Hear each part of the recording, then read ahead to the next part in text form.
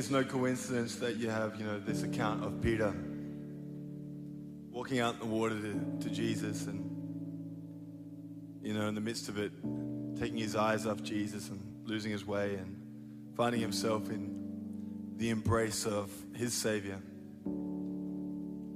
And then, a couple of short chapters later, you have this account in Matthew 16 where it says, when Jesus arrived in the villages of Caesarea Philippi, he asked his disciples a question. He said, what are people saying about who the Son of Man is? And they replied, some think he's John the Baptizer. Some say Elijah. Some say Jeremiah or one of the other prophets. But then he pressed them. He said, how about you? Who do you say that I am?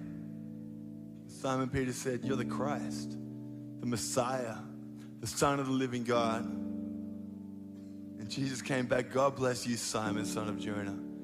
Because you didn't get that answer out of books or from teachers. But my Father in heaven, God himself, let you in on this secret of who I really am. And now I'm going to tell you who you really are. You are Peter, a rock. This is the rock on which I will put together my church. A church so expansive with energy that not even the gates of hell will be able to keep it out. And that's not all. You'll have complete and free access to God's kingdom.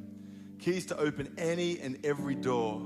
No more barriers between heaven and earth and heaven. A yes on earth is a yes in heaven. A no on earth is a no in heaven. And I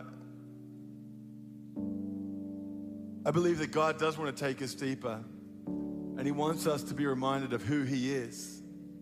And it's easy in an environment like this. You can be in Bible college. You can have been in church forever. And you know a lot about God. And you know who God is for a lot of other people. And I believe that you wouldn't be here if it weren't for some revelation of Jesus. But I think sometimes we have to remind ourselves, who is Jesus to us? Who is Jesus to me personally?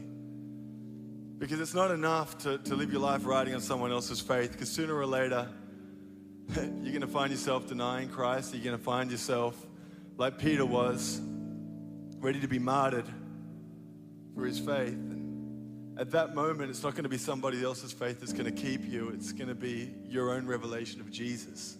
And I'd challenge every single person here to ask yourself that question. Jesus, who are you to me? Who do I say that you are?